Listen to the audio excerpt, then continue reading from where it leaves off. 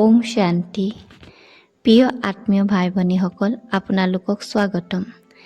আজি 10 জুলাই 2024 তাৰিখৰ প্ৰাতঃ মুৰলী মূল বিষয় হৈছে মিঠা সন্তানসকল, বাবাই আহিছে তোমালোকৰ ঝুলি অবিনাশী জ্ঞান ৰত্নেৰে ভৰাই দিবলৈ। এই জ্ঞানৰ প্ৰতিটো ৰতন লাখ লাখ টকাৰ সমান মূল্যৱান। এই এটা বাক্যৰ মাজতে আজি সমগ্ৰ মুৰলী সাৰ লুকাই আছে। পৃথিৱীৰ ধন সম্পত্তি, পদ মৰ্যাদাৰ, ঘৰ বাৰী, গাড়ী এদিন সকলো ইয়াতেই থাকি যাব। কিন্তু শিৱ বাবাই যি জ্ঞানৰ ধন আমাক দিয়ে, সেই ধন কেতিয়াও নষ্ট নহয়। সেই জ্ঞান আমাৰ লগত থাকে আৰু বহু জন্মলৈ সুখ শান্তি আৰু শক্তি আধাৰ হৈ থাকে। শিৱ বাবাই আমাক প্ৰথমে নিজৰ পৰিচয় দিয়ে।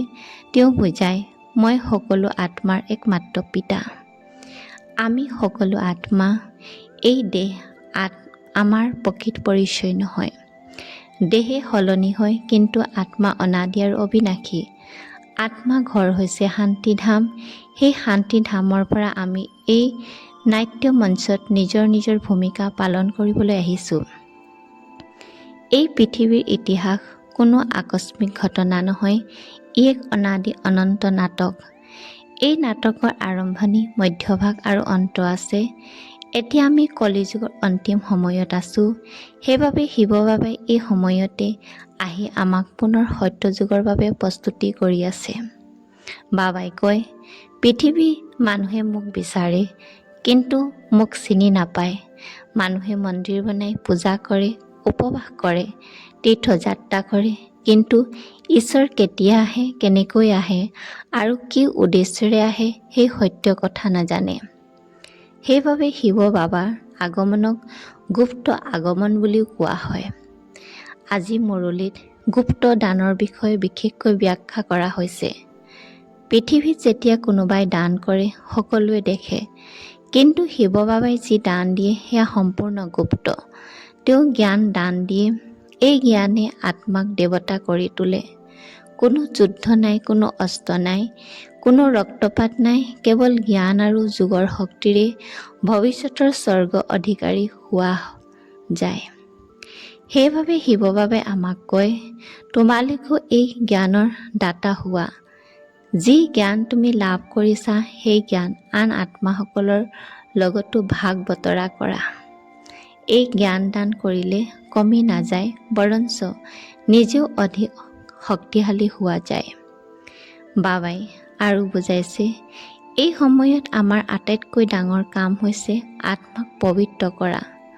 বহু জন্ম ধৰি আত্মাই কাম, ক্ৰোধ, লোভ, মোহ আৰু অহংকাৰৰ প্ৰভাৱত তমোপ্ৰধান হৈ পৰিছে। এতিয়া পুনৰ সতোপ্ৰধান হোৱাৰ সময় আহিছে। কেনেকৈ সতোপ্ৰধান হ'ব পাৰি? উত্তৰ অতি সহজ, শিৱ বাবাক স্মৰণ কৰি। যেতিয়া আমি হৃদয়ৰ পৰা শিৱ বাবাক স্মৰণ কৰোঁ, তেতিয়া আত্মাৰ ওপৰত জমা হোৱা বিকাৰৰ ধূলি লাহে লাহে আঁতৰি যায়, মন শান্ত হয়, চিন্তা পবিত্ৰ হয় আৰু জীৱনত আনন্দ অনুভৱ হয়। আজি মুৰলীত বাবাই স্পষ্টকৈ কৈছে, কাম হৈছে মহাশত্ৰু। কাম বিকাৰৰ কাৰণেই আত্মাই দুখ পায়। ক্ৰোধ, ঈৰ্ষা, অসন্তোষ, অশান্তি, এই সকলোবোৰ কাম বিকাৰৰ ফল। সেয়েহে শিৱ বাবাই আমাক পবিত্ৰতাৰ পথ দেখুৱাইছে। আজি পৃথিৱীত মানুহে সুখ বিচাৰে, কিন্তু বাহ্যিক বস্তুত প্ৰকৃত সুখ নাই। ধন থাকিলেও চিন্তা আহে, ঘৰ থাকিলেও অশান্তি আছে, সম্পদ থাকিলেও ভয় আছে। সত্যিকাৰৰ সুখ আত্মাৰ ভিতৰত থাকে। সেই সুখ কেৱল ঈশ্বৰৰ স্মৃতি আৰু জ্ঞানৰ যোগেদিহে লাভ কৰিব পাৰি। বাবাই আৰু এটা সুন্দৰ শিক্ষা দিছে। তেওঁ কয়, নিজৰ জীৱনৰ প্ৰতিটো মুহূৰ্ত সফল কৰা। যি সময় পাৰ হৈ যায়, সেয়া আৰু ঘূৰি নাহে। সেয়েহে প্ৰতিদিনে কিছু সময় যোগ, কিছু সময় মুৰলী অধ্যয়ন আৰু কিছু সময় সেৱাৰ বাবে উলিয়াব লাগে। সেৱা মানে কেৱল বক্তা দিয়া নহয়, ভাল ব্যৱহাৰ, মিঠা কথা, শান্ত স্বভাৱ, ক্ষমা, সহানুভূতি, এই সকলোবোৰ ঈশ্বৰৰ সেৱা। কেতিয়াবা আমাৰ এটা হাঁহি বা এটা উৎসাহজনক বাক্যই কোনো এজনৰ জীৱন সলনি কৰিব পাৰে। বৰদানত বাবাই অতি গুৰুত্বপূৰ্ণ কথা কৈছে। তেওঁ কয়, সৰল হোৱা ভাল, কিন্তু সৰলতাৰ লগতে শক্তিশালীও হ'ব লাগিব। কেৱল সৰল হ'লেই নহ'ব। যদি মায়াই আহি আমাৰ মন ডগমগাই দিয়ে, তেন্তে আমি আগবাঢ়িব নোৱাৰিম। কিন্তু যদি শিৱ বাবাৰ স্মৃতি আৰু শক্তি সদায় লগত থাকে, তেন্তে মায়াই আমাক জয় কৰিব নোৱাৰে। বাবা নিজেই ভোলানাথ, কিন্তু একে সময়তে তেওঁ অলমাইটি অথৰিটিও। আমি তেওঁৰ সন্তান, সেয়েহে আমাৰ ভোলা হৃদয় থাকিব, কিন্তু সিদ্ধান্ত লওঁতে, মায়াৰ সন্মুখীন হওঁতে আৰু সত্য পথত থাকোঁতে দৃঢ় হ'ব লাগিব। আজি শ্লোগানটো হৈছে, নিজৰ হৃদয়ত স্মৃতি পতাকা উৰুৱা, তেতিয়া প্ৰত্যক্ষতাৰ পতাকাও উৰিব। ইয়াৰ অৰ্থ হৈছে, যদি আমাৰ অন্তৰত সদায় শিৱ বাবাৰ স্মৃতি থাকে, তেন্তে আমাৰ আচৰণ, দৃষ্টি, বাক্য আৰু মুখমণ্ডলৰ যোগেদি আন আত্মাসকলেও ঈশ্বৰীয় শক্তি অনুভৱ কৰিব। আজি মুৰলীৰ পৰা আহকচোন আমি 5টা সংকল্প লওঁ। প্ৰথমটো, প্ৰতিদিন নিয়মীয়াকৈ মুৰলী পঢ়িম। দ্বিতীয়টো, দিনটোৰ মাজত বাৰে বাৰে শিৱ বাবাক স্মৰণ কৰিম।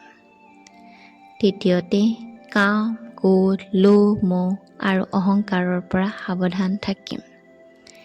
চতুৰ্থটো, যিমান পাৰি জ্ঞান দান কৰি আন আত্মাৰ কল্যাণ কৰিম। পাঁচৱা, প্ৰতিটো পৰিস্থিতিক ড্ৰামা বুজি শান্ত হৈ থাকিম। প্ৰিয় ভাই ভনীসকল, সময় অতি মূল্যৱান। এই সময়তে কৰা আধ্যাত্মিক পৰিশ্ৰমে ভৱিষ্যতৰ সুখী জীৱনৰ আধাৰ।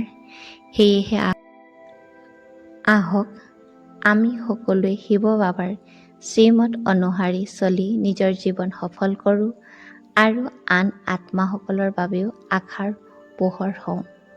এই শুভ সংকল্পৰে আজি প্ৰাতঃ মুৰলী ব্যাখ্যা ইমানতে সমাপ্ত কৰিছোঁ।